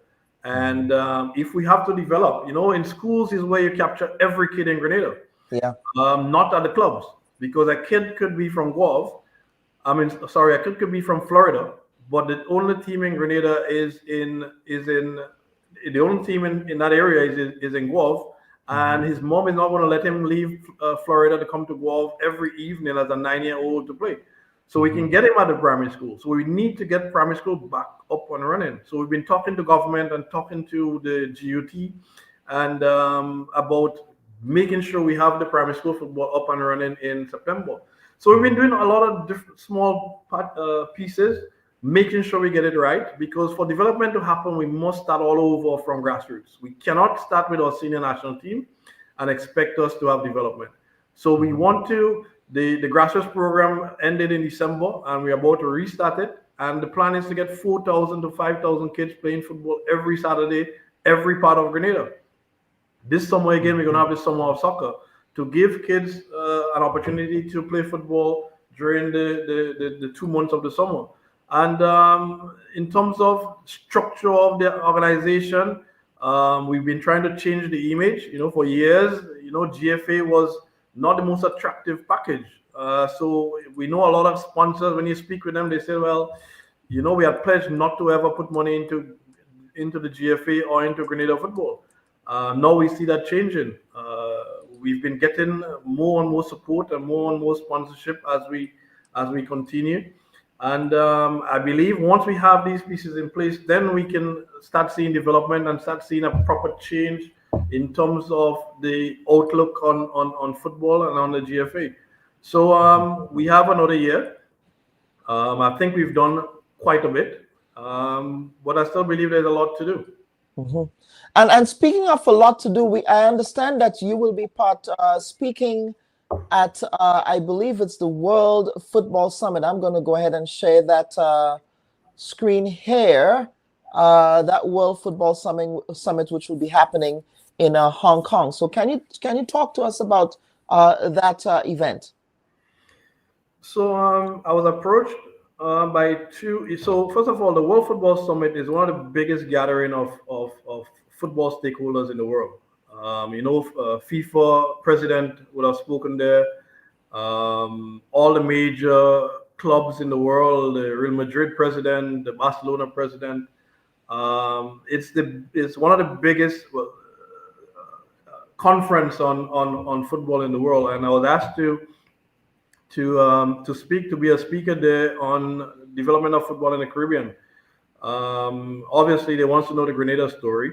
But also they want to know as to what's happening with football development in the Caribbean. And it was an honor to be asked to speak at such a prestigious event. As I said, the whole world eyes going to be on Hong Kong during that period. All the major sponsors, Adidas, and all the major clubs and all the major organizations in football in the world is going to be attending. And there'll be speakers on different subject areas. And I was asked to speak on football development. I was also asked to speak recently at the Soccer X, which is another major conference on football. The last one was in Netherlands last week, and I had a challenging schedule, hence the reason I missed it. But I'm going to be at the one in Miami in November. Speaking at Soccer X, they're talking about development and the development of football in the Caribbean. There've never been a president from the Caribbean who's been asked to speak in any of these forums before. So it's an honor for me. And it's good to be recognized for some of the work that I'm doing, not just for Grenada, but in the Caribbean and in the rest of the world. And it's an organization that I knew nothing about before I was asked to participate and to speak at the event. So, it's an honor for me. And I'm looking forward to it and meeting all the major players in football around the world and sharing what we've been doing in Grenada and what's been happening in the Caribbean. Absolutely, Mr. Glean. Is there anything else that you wish to add that we did not talk about in this very freewheeling conversation on Grenadian football? So again, I want to thank you, Kellon, for the opportunity to speak football. Yes, sir. I follow your program from time to time, and I know you deal with an array of topics. So I'm happy to see you touching sports and in particular football. But my appeal is to government and to corporate Grenada to place more emphasis on the start of these processes. And it's not just about football, but on sports. The most celebrated times in Grenada's history has all been around sports. You know, Kirani James gold medal, Anderson Peters medal. Kirani James in not just the Olympics, but also at the World Championship. Kirani James is a 14-year-old being named the fastest 14-year-old in the world and the fastest 15-year-old in the world. So we have something here. And if we can do it in track and field, we can do it in cricket. We've done it before with Junior Murray. We've done it before with Raw Lewis, etc. We have something in our soil that are producing athletes. The problem we've had is A, identifying them, and B, managing them. But to identify them and manage them, we need support, financial support, and support from government. And if we get that support, we can have a lot of world athletes on all aspects of sports, from track and field, basketball, cricket, volleyball. We can do it. But we do not need to see the support and all the financial accolades at the end of the process. When one of these guys win the Olympics, and then we want to give them $1 million and a house and a car and everything else. And we want to give them land too. Why not put that money up front in terms of investment? So instead of having one Kirani James, and Kirani James is coming to the end of his career, and I'm not seeing another one as of yet. We should have had another 20 from the time Kirani started as a 14-year-old to today. We should have had 20 or 25 more going year after year after year, just producing. But we haven't done it, because I don't think we've been able to put in the investment at the start of the process, because these kids are there. You see them at primary school, you see them in Form 1 and Form 2, and then they disappear. And they disappear because we do not provide enough support for them. And I'm talking about holistic support. Support with their schools, support with their uniforms, meals for them to go to school during the day. If we provide all that support for all of our athletes, then we can get world beaters in every sport in the world. We went with a proposal to government, and we say, hey, we have a lot of our kids who are playing on our under-20 national team. They finish secondary school, and they're doing nothing, but they play for the national team. So we have all this Imani program and all these social programs. Why don't we carve out 300 spots for athletes? Because we have girls playing on our netball teams who are not working. They're sitting at home, but they're playing for the Grenada national team. Same thing for track and field. Same thing for football and cricket. A lot of these kids are playing for Grenada, but they're unemployed. So why not, instead of doing Imani and giving all random kids from the community because their parents are going to vote for you, etc., why not carve out 300 spots for our athletes? And we know that every month, just like the Imani, they're going to get some support financially. And their job is to come in every morning and train from 9 to noon every day of the week. So we know that we're going to have better athletes in whichever sport as we go forward. So I'm begging government, I'm begging corporate Grenada to put more emphasis on supporting our grassroots and supporting our development programs. Because it's all good to say, yes, we have a Kirani James, but we could have had 15 more. Why not try to go after 20 or 30 or 40 more, rather than wait for something to happen, and then we can celebrate one athlete? Yeah, absolutely. The call is clarion indeed. It's so critical, because as you rightly said, Kirani James would not be Kirani James without that holistic development that started from young. He did not become Kirani James on an Olympic track, right? It started from that level there. I think we just lost Mr. Glean there for 1 second. I'm not too sure what occurred there, but we will await. We will see what's happening on his end. But of course, a lot of you were, leaving comments while this conversation was happening. Dr. Louison is saying another excellent program. Mr. Glean, well said. Dr. Jocelyn Peters is saying the government needs to invest in football across Grenada, Carriacou, and Petit Martinique. This support will positively impact our children's future. And again, Dr. Peters is saying, I urge you to raise greater awareness among our young men and women in Grenada regarding the importance of soccer. Well, my disagreement with I don't think Grenadians call it soccer. We still call it football. Soccer is an American construct. But let's get back on track. Focusing on improving their understanding of the numerous benefits of participating in this sport is essential. not only does soccer promote physical fitness and teamwork, but it also fosters discipline, enhances social skills, and provides valuable opportunities for personal development. So that was there from Dr. Peters responding to Mr. Glean's appeal. Mr. Glean, you're back. We just had a lost in transmission there. But go ahead, sir. No, yeah, that was my closing.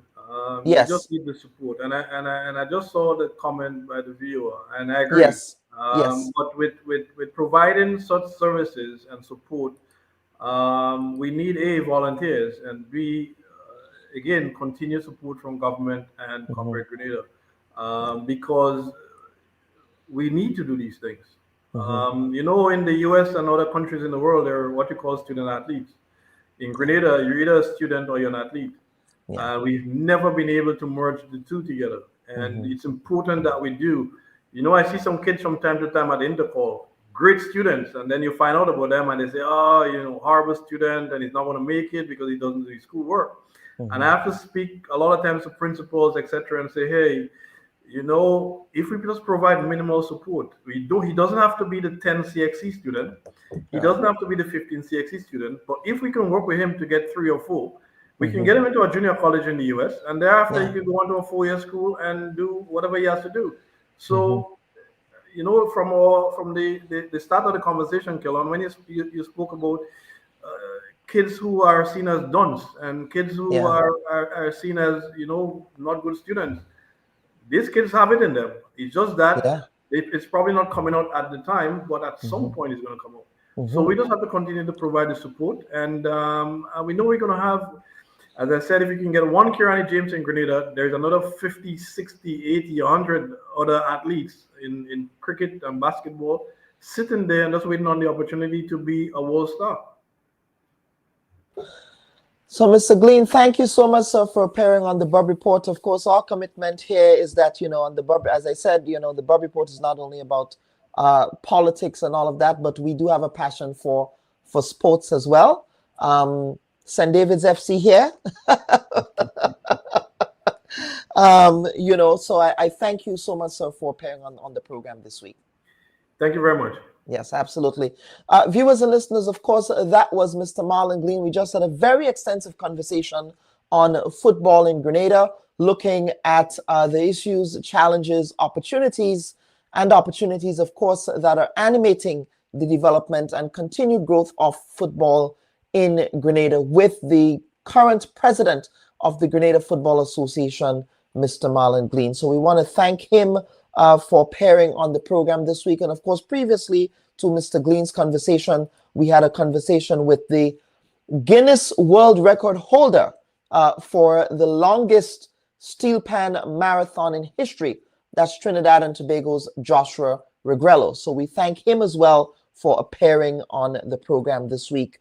And of course, on behalf of the producers of the Bub Report, I'm your humble host, Dr. Kellen Bub, wishing everyone a pleasant week ahead. And we will see you next week again for another installment of the Bub Report. Take care. Bye-bye.